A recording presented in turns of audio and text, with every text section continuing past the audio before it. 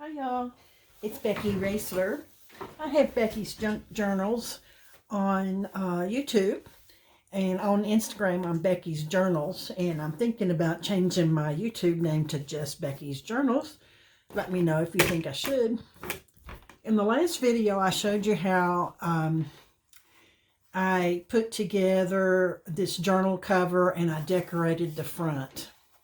Now this journal cover was made with an upcycled book, an old book that I had.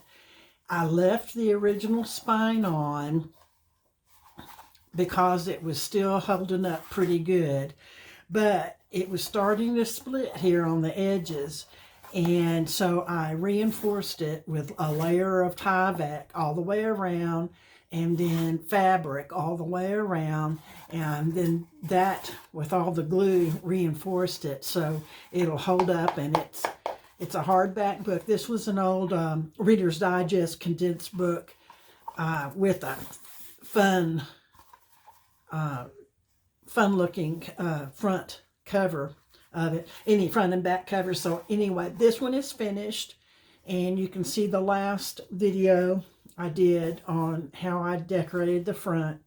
In this video, I'm going to show you how to upcycle an old book by adding a new spine to it.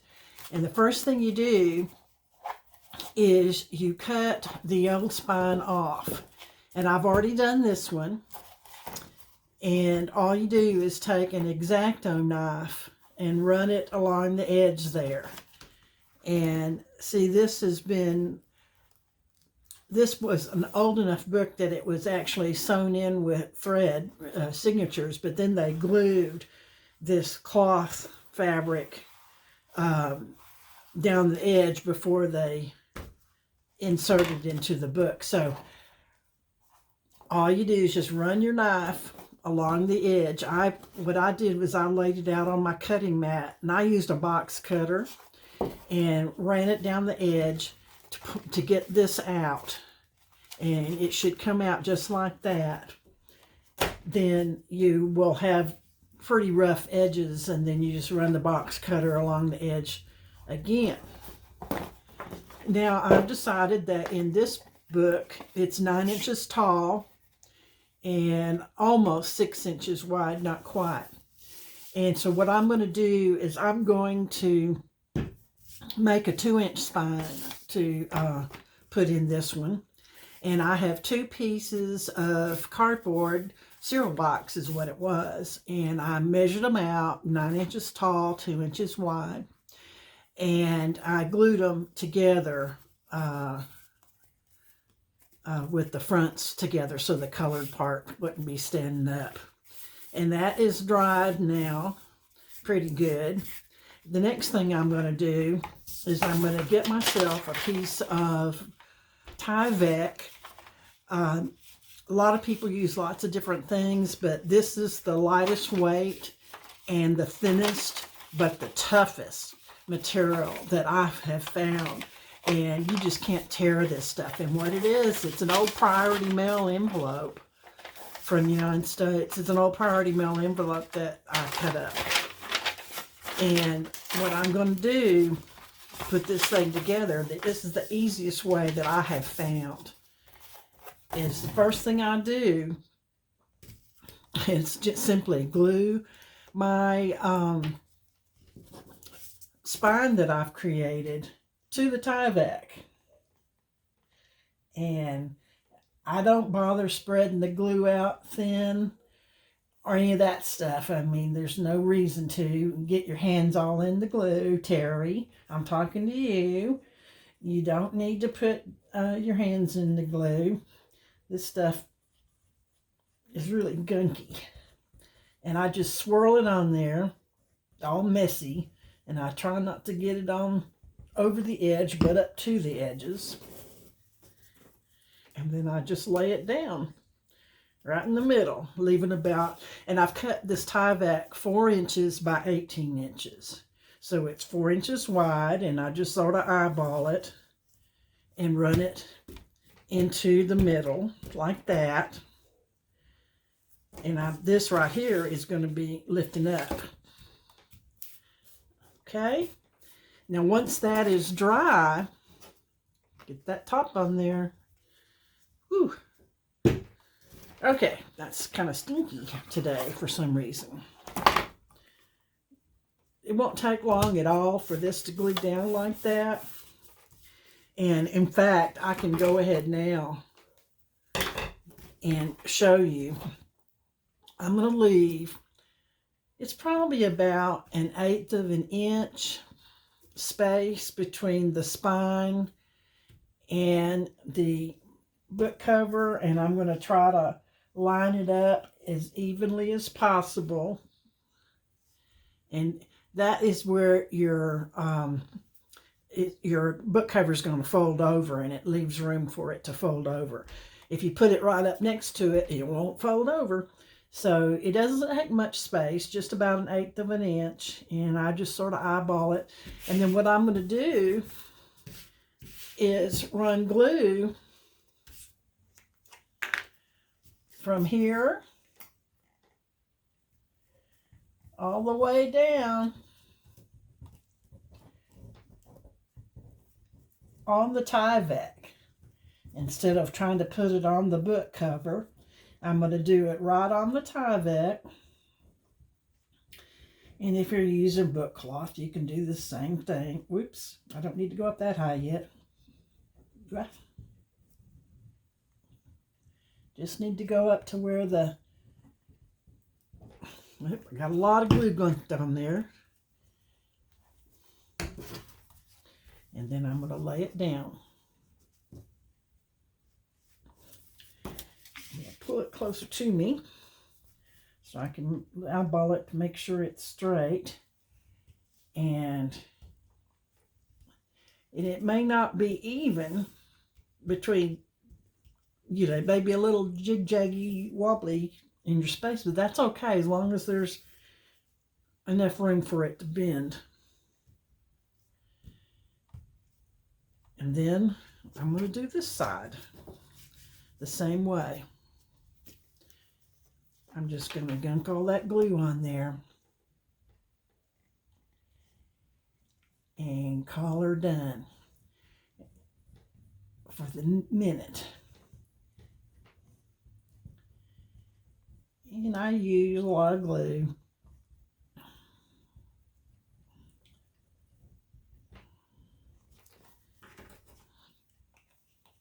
And I'm going to wipe off the excess glue that I put down here because I'm not going to fold that over just yet.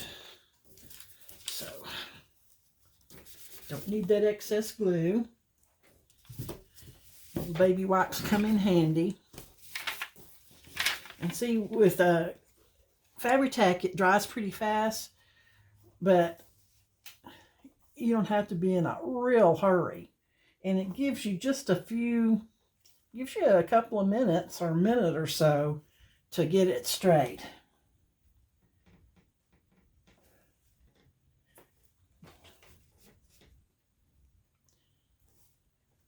Okay, that looks straight to you. And you can see, I'm going to stand up and look. Yeah. Standing up and looking helps. Okay. And once that is dry, I will fold this up like that. And then this will come down and I'll glue it down like that. And then that'll be my completed spine. Okay, I'm going to go ahead and take care of this gluing bit, and then I'll be right back. Okay, I've got everything all glued in. This will be the inside. And see, I pressed it down in the seams here. Pressed it all the way down. And this is a little bit higher than this, but that is a-okay.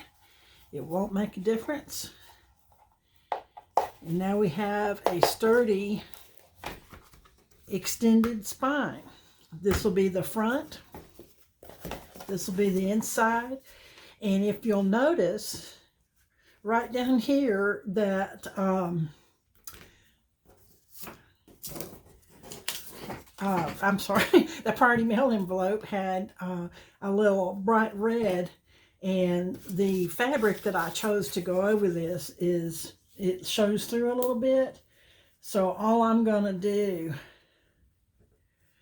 is glue down a piece of paper over it. This is just a scrap of white copy paper that I'm gluing down over it. It doesn't cover it.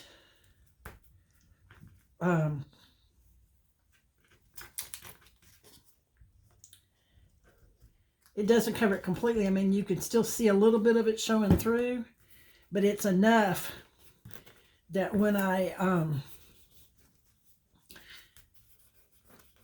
put the fabric over it, it won't show. Just softens it up enough that it won't show through. And I'm not going to worry about that because that is going to be so close to the edge of the seam there that it will not show. And nobody's going to notice it except for me. So we're not striving for perfection here. We're striving for handmade with lots of charm. Lots of glue mess, and I clean up my glue as best I can, but still. Anyway, that does it. And on this side, you can see that I already covered up with just a piece of scrap paper. I covered up that part. And now I need to cut myself a piece of scrap paper, which I think I threw away, to cover up the top part there that's showing through a little bit. And how wide do I need it? That looks about right. Yep, perfect. Perfect in every way. Anyway, actually, I've already covered that up with a piece of paper, so but I'm going to put another piece on there because it's still showing through pretty good with that heavy red stripe. So I'm just going to glue a little bit of paper right on top of it, so it will not show through. I'm pressing it down at the seam so the paper will have enough room to turn over like that.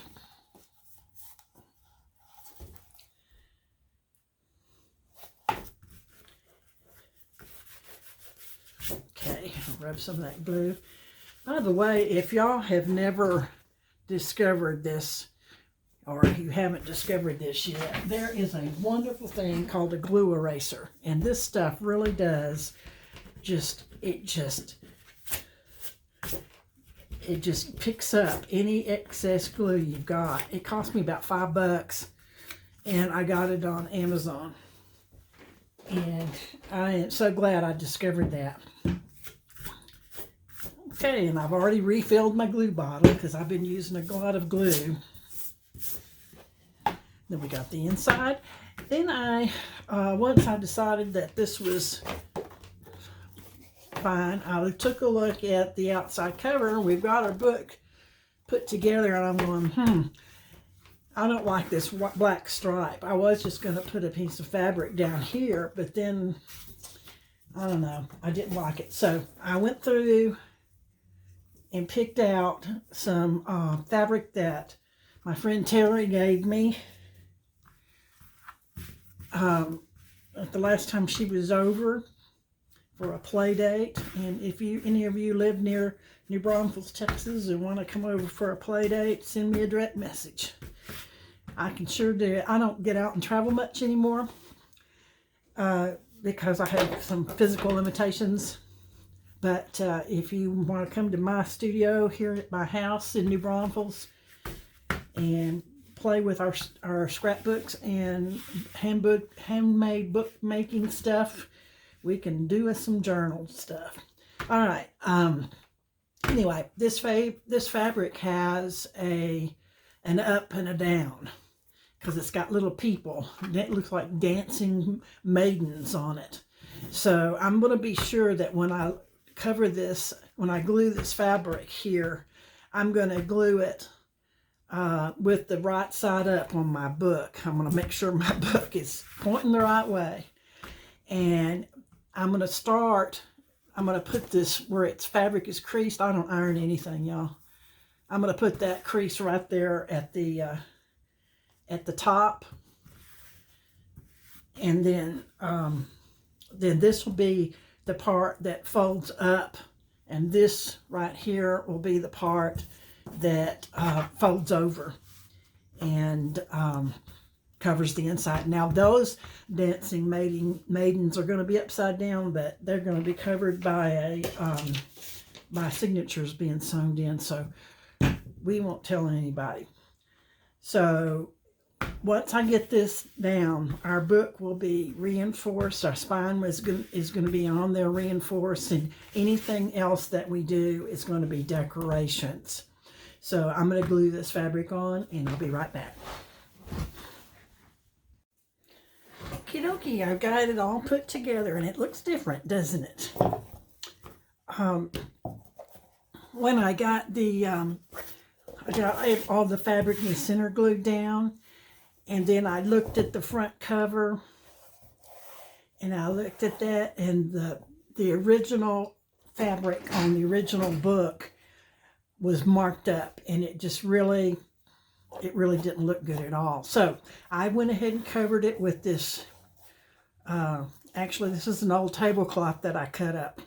I got it at a thrift store and for $1, and cut the thing up and part of it. And this is what I did. I just went ahead and covered that tan side and the black part, and then wrapped the fabric around to the inside, and then put myself some cardstock.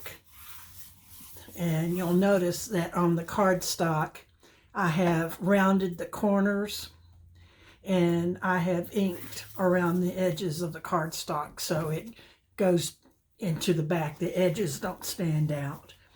And I chose the ink color that most closely matched the fabric that it was going to be up next to, so it would blend in and wouldn't have any hard edges. So, and I've got it marked top front because this paper, or this fabric, has definite top and bottom. So this is going to be the front of my book. I went ahead and, after playing with it for a while, I did set my grommets on the front and the back so I could tie a ribbon around it and have a bow closure right in the middle. I went ahead and added this strip of vintage handmade lace that I had, and some more antique lace I had. And then I started working, and this is what the back looked like before I added the antique lace. I just laid the fabric down here and glued it here, and then I added the lace along this edge here to neaten it up. And I have some more of that same lace that I will add along this edge here. And I may put some of this lace and make the back just like I started it on the front. I think I'll do that. Then, once I got all that going, and hours later, after going through and trial and error, I came up with a topper for my book. I used an embossed piece of cardstock and then glued on some other items. And I noticed that I've got this edge is going to hang over. It's going to hang over here, and it's going to hang over here. So when I lay it down, it'll look like it's supposed to be there, and there won't be this hard edge right there. It hides that. And then I'll just line it up right up there to the edge of that lace. And that'll fit like that. After I got to looking at it for a while, I said, well, I'm not quite finished yet. And so I decided to make a topper to the top. A topper to the topper. And it'll be something like this.